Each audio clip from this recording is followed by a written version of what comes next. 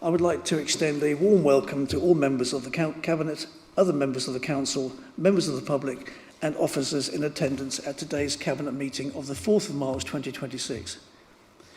Welcome to members of the public and press who may be watching the meeting live on YouTube. I am Councillor Steve Davis, Deputy Leader of the Council and Chairman of today's Cabinet. I would now like to hand over to Democratic Services to read the housekeeping note. Thank you. Please note this meeting is being broadcast live on the Council's website and on YouTube. It will remain available for a minimum of 12 months. Please can those in attendance use your microphone when speaking and switch it off when you've finished.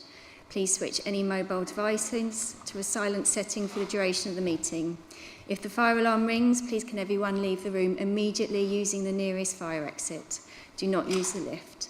Please go to the fire assembly point located at the bottom of the car park by the garages. Thank you. Would members introduce themselves during the meeting, if not already introduced by me? Thank you. Off to the agenda. Item 1. Before that, apologies, of course, Councillor Jill Cleary is not here today, hence me sitting where I am.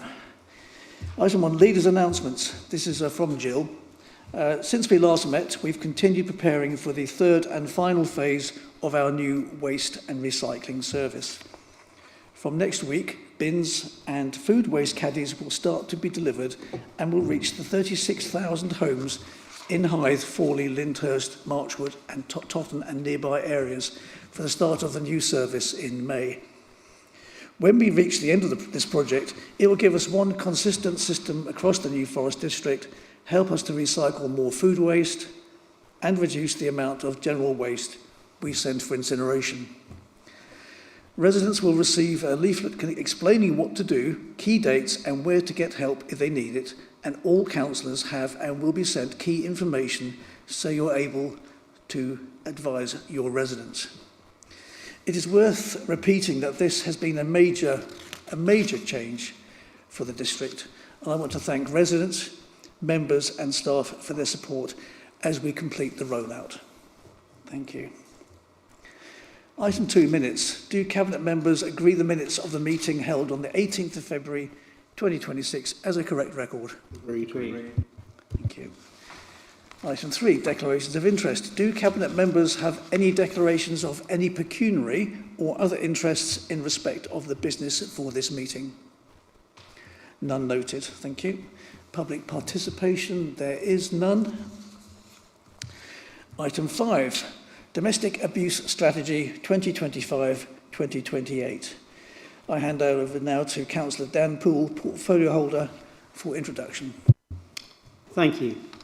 I'm delighted to introduce the 25 to 28 New Forest Domestic Abuse Strategy on behalf of the Council and our partners. Domestic abuse can be one of the most harmful crimes in society with far-reaching and long-lasting consequences impacting on both adults and children. Growing up in a household of fear and intimidation can impact health, well-being and development with lasting effects into adulthood. Within the New Forest, we have various services, both statutory and voluntary, who work to support families and individuals affected by domestic abuse. In conjunction with Hampshire Domestic Abuse Partnership, this approach strengthens and coordinates Commission services specifically for domestic abuse to ensure that survivors get the best and most appropriate support where possible, whilst delivering a range of perpetrator programmes aimed at encouraging healthy, non-abusive relationships.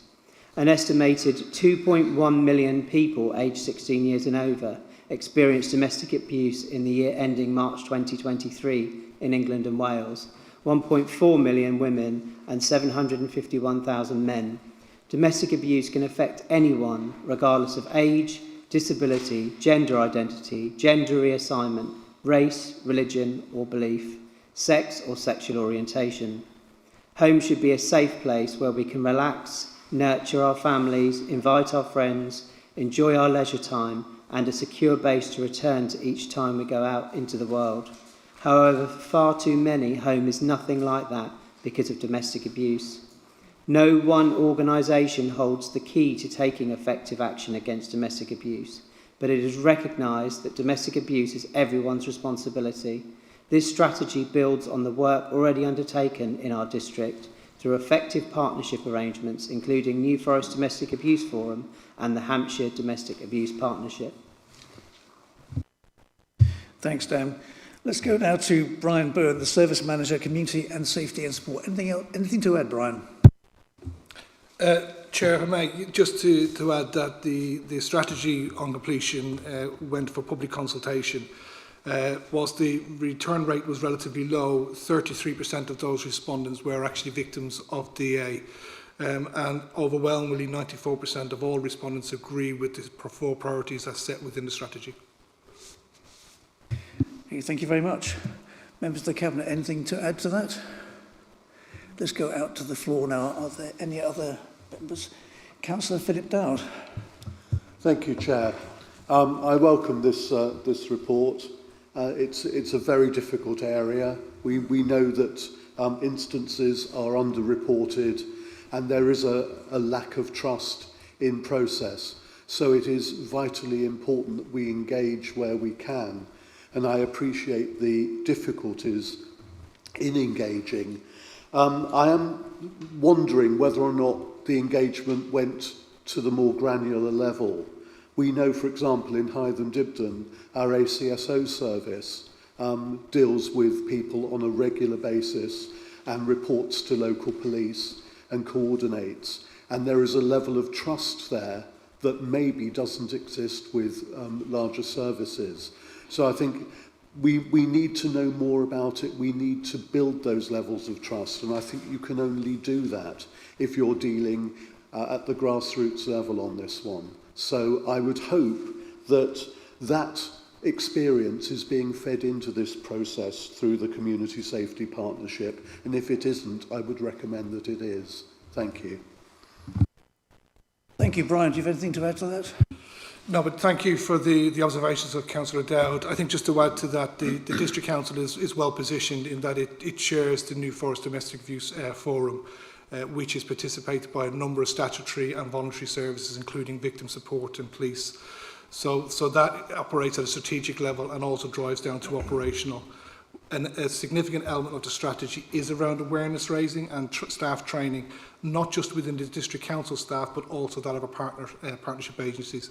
And hopefully that reassures the member that actually that is the focus of where we are here, is to increase awareness, early identification and access to support. Yeah, thank you, Brian. Councillor Malcolm Wade. Thank you, Chairman. Yeah, it is a good report. It says all the right things. But we must be somewhat cognizant of the fact that last year the police recorded 1.3 million incidents of domestic abuse nationally, and over 800,000 of those resulted in criminal prosecutions. This is a big problem. This council has dealt with, domestic abuse over the years, and we've never really been able to address it as much as we could.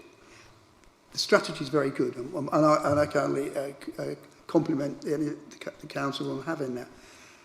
But the fact that we only had 18 responses perhaps has an indication that we haven't got the engagement that we really need to get to grips with this. Now, I know Brian has said that already answered to my colleague, Councillor Dowd, how we do that. But I really think that we need to take a little step further, see what more we can do, because it is a big problem. The thing in the paper itself, the strategy itself, it says there's over 7,000 victims in the New Forest district.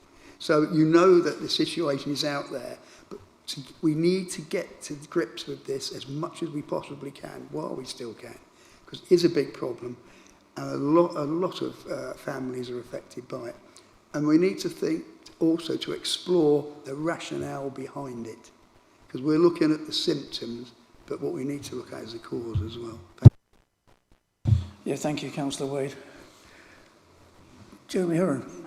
Only a question came to mind whilst I was doing this, and that is that one of the ways that we used to get the telephone number out so that people could get support and make sure it was available, was to put it on our bin bag sacks, and we don't do bin bag sacks now. So are we making sure that that number is very much available to anyone who is suffering from this and easy to get hold of? Because it is a difficult thing when you're in that situation to hoard numbers, because you're usually in a very controlled environment.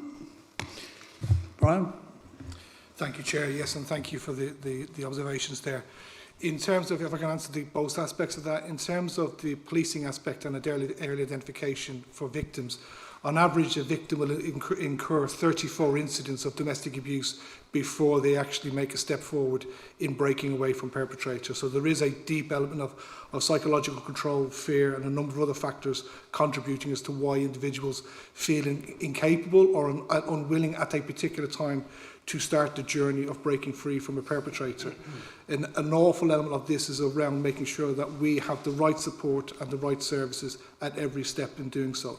And that is a creative way, and it's a long plan. It's not something that I think any authority in reality can get right, because we're dealing with individuals, but certainly we want to make sure that the pathways are there for people to access. In relation to communication, we do targeted communications as well, so we work strongly with Stop Domestic Abuse and victim support.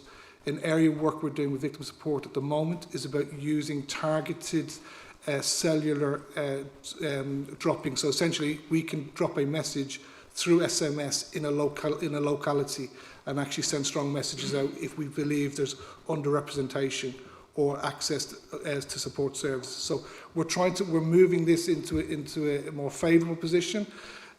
We also have historically, we've done some frames in some of our public conveniences. Again, we look at where opportunities, where victims have an opportunity to access services. We also work with the licensed trade in terms of Ask the Angela campaign. So there's a number of strategies and campaigns we do to provide access to services, and we'll continue to evolve that with our partners. Thank you, Brian. Councillor Peter Armstrong. Thank you, Chair. Yeah, no, this report is welcomed, I think, in many ways, that we, as Brian said, raising awareness. A statement he made is a key statement, I believe, in this. One of the things Councillor Heron has actually mentioned it about getting this out, whether we're using the Tenants magazine, our own Tenants magazine, and this is an opportunity, seeing we're publishing this, to put an article in the Tenants magazine and continue to have a number in that. That is a great piece of stuff that we send out to all our tenants. So it's using all awareness and getting things out. We've got an opportunity to raise awareness, but I asked at a briefing earlier in the week about what training is going on, and we're saying that is happening.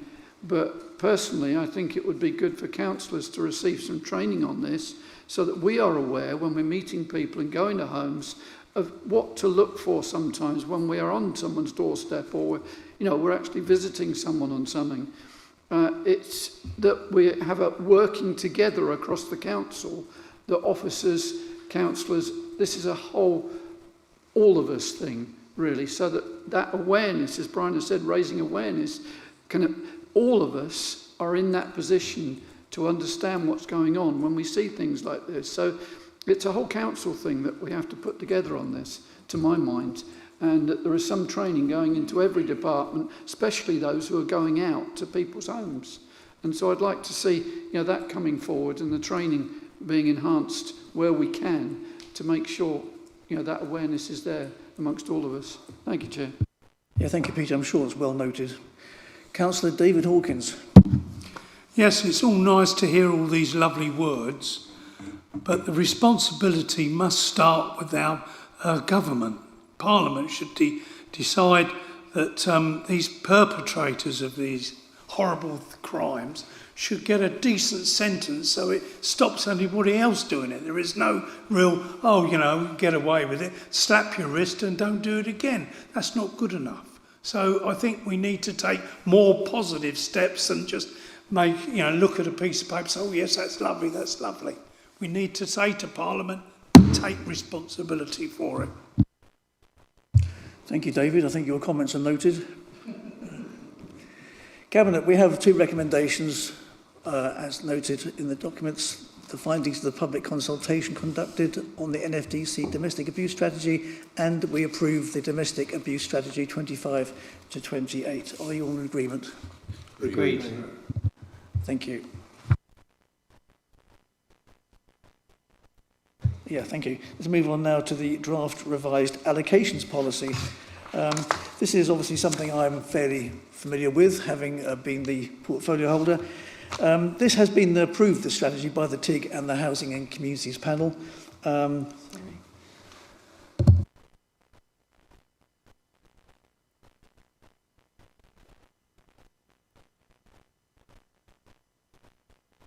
I do apologise, I jumped the queue there. So we'll go back to the agenda, to the Housing Landlord Antisocial Behaviour Strategy.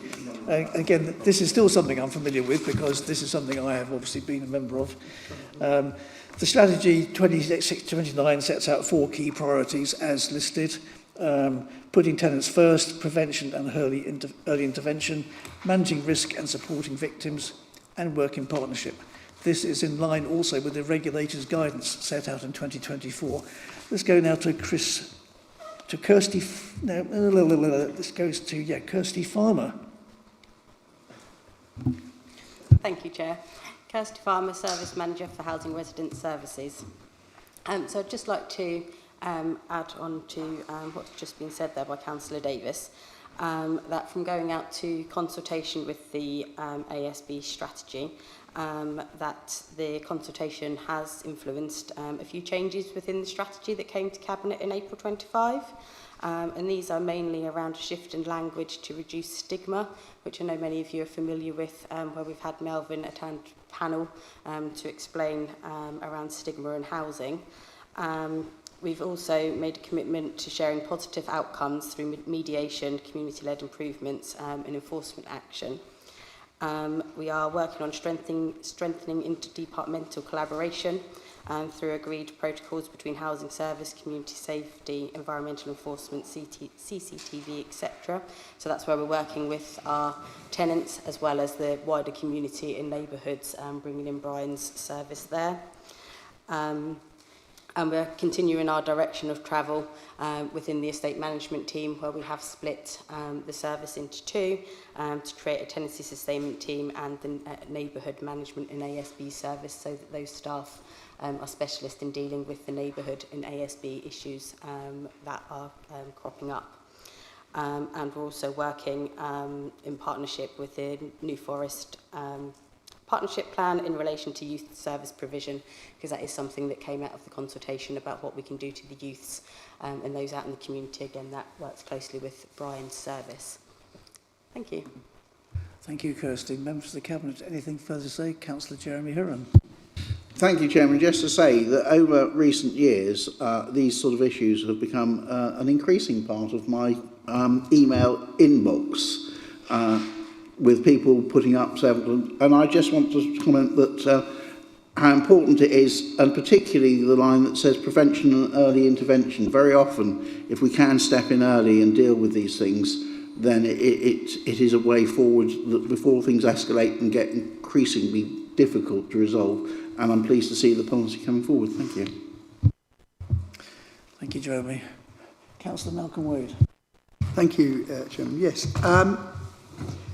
And interestingly, in 2022, did a survey of social housing tenants. 26% of them have been affected by antisocial behaviour. That was in 2022. Has it got any better? I suspect not. And it's great, this policy, putting our tenants first, and that, and it's very good. But this is a perennial problem, right? And one of the things that's changed, in the old days, social housing was a big estate. We had council estates, call it if you will. But now, similar developments have maybe 45% may be private, mixed in with our own stock and a social housing, other social housing providers.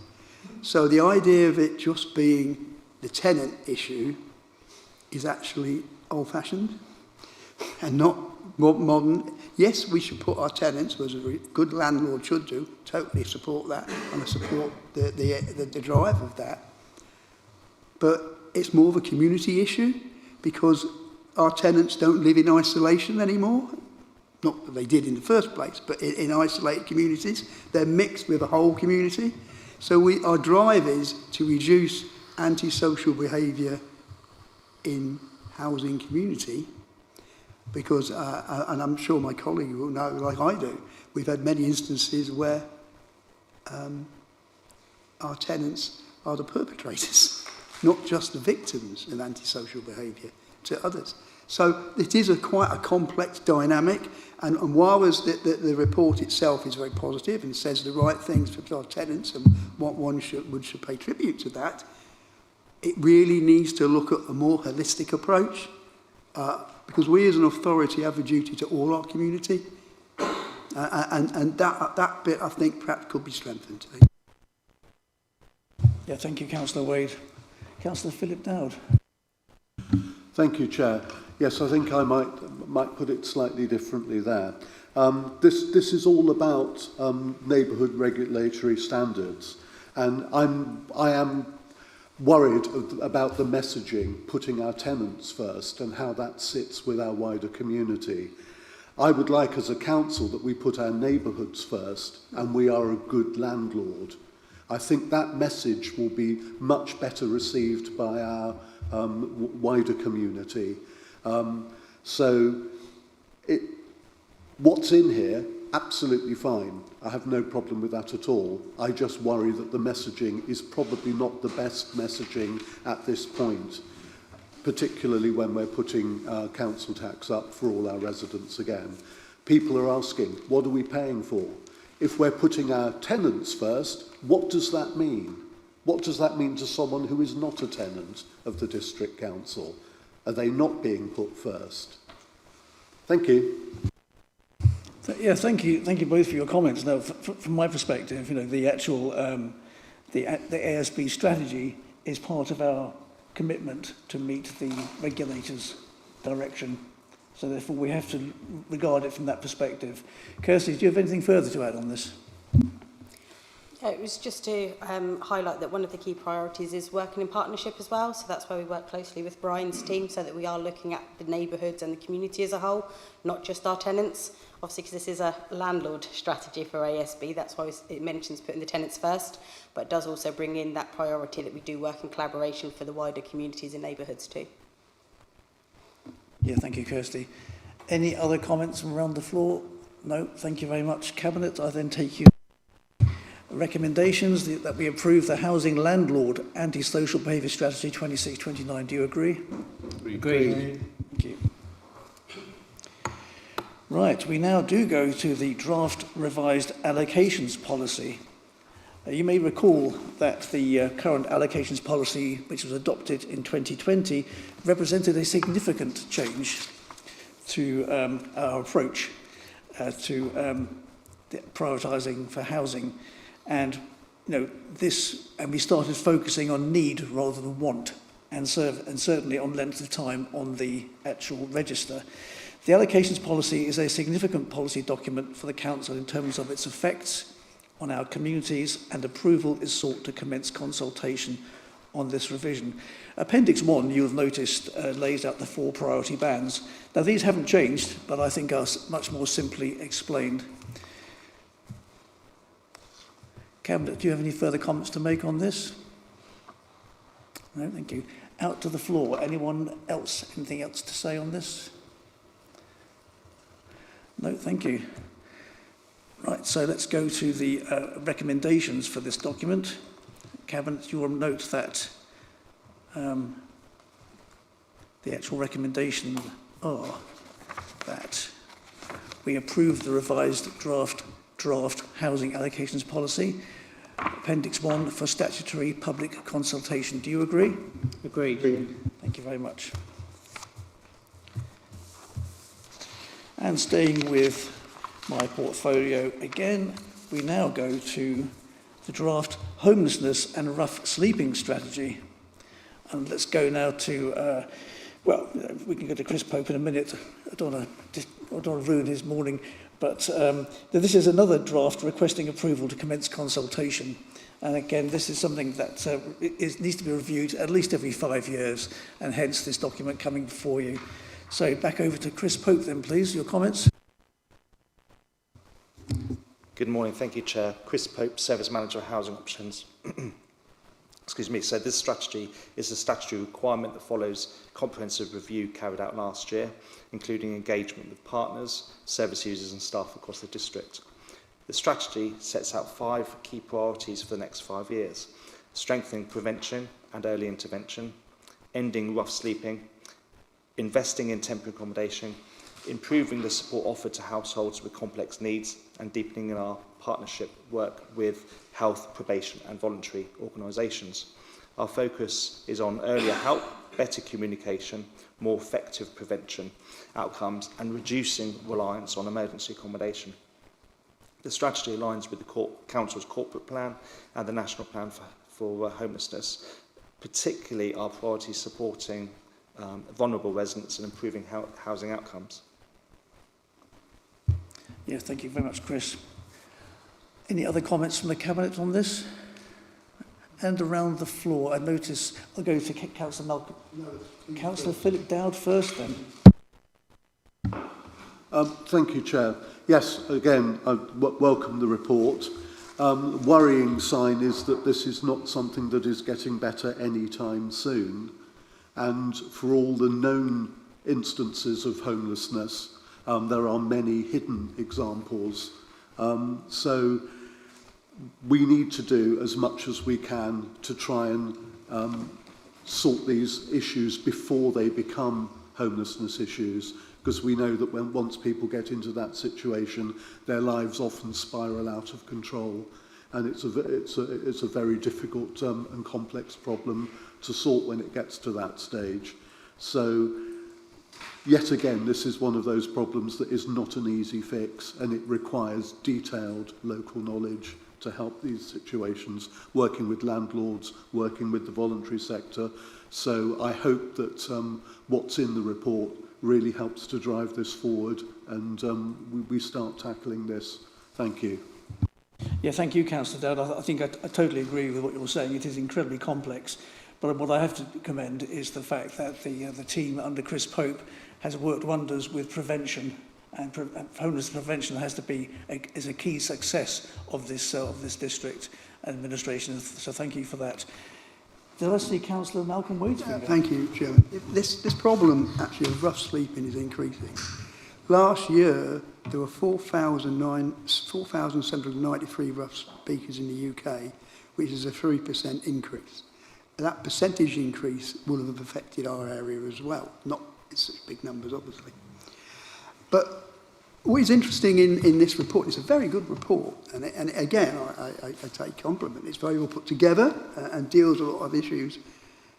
It's got a lot of interesting data. Particularly, I noticed early intervention. People don't become a rough sleeper overnight. There are a series of circumstances, as my colleague mentioned, that look at this. It's interesting, on page 341, it talks about the children in poverty in the New Forest, with or without housing costs. And I think we rate something like the third highest in the county. The third highest. We have the highest percentage of children in poverty on free school meals in the South East region. That is a damning statistic. A damning statistic that is systematic, a bigger problem which affects domestic abuse, which affects poverty overall, which affects a whole variety of issues of which the end product of can be somebody homeless in rough sleeping. And I know from dealing with casework how hard the district is working to deal with people being thrown out of a private tenancy and to find them a home. That bit, no doubt, you're doing a good job with that. I'm not no complaint to that. But we actually need to look at the causes rather than just the symptoms. And we can say, oh, it's someone else's job, it's the county, it's so-and-so, it's so-and-so. But actually that's not the answer, because the end products of these issues actually affects us because people become homeless. A lot of social problems that cost a lot of money in the end are because they weren't dealt with at the beginning. And what we need to look is a more holistic approach, understanding the causes why people end up like this. Because if we can deal with the cause, we don't have to worry about the symptom. And while the report is very good and deals with the symptomatic issues, and we deal with it practically, if we really want to make a difference in this, we've got to start looking downstream. We should not have, in a district like the New Forest, such a high percentage of child poverty, Chairman. It's not acceptable. And we should do all we can to try and address that what we still can. Yeah, thank you, Malcolm. I think your comments are well noted. LGR, bizarrely, will provide us an opportunity to avoid the ours and theirs issues. So therefore, hopefully, the unitary authority will work on a much wider scale. We hope so. We do hope so. Let's wait to find out. We are committed to making sure that our issues have the profile they need. That's certainly what we're all working towards. Councillor David Hawkins. Yes, it's nice to hear that we're going to be strengthening these problems and try and get rid of them a lot quicker than we're doing. But at the moment, there's one in New Milton which has refused all help. He sleeps on a mattress in a shop doorway. He smells, and he also is very vile to women and men walking past on the pavement who are taking no notice of him. He's swearing like a blooming trooper, and I'd like to see this person disappeared, please. It is not healthy. Thank you. Yeah, thank you, Councillor Hawkins. We'll take this outside the meeting, I think.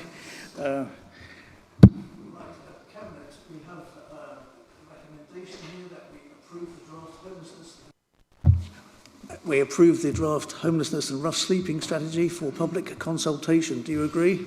Agreed. Thank you. Well, members, thank you very much. That concludes today's business. I declare this meeting is now ending.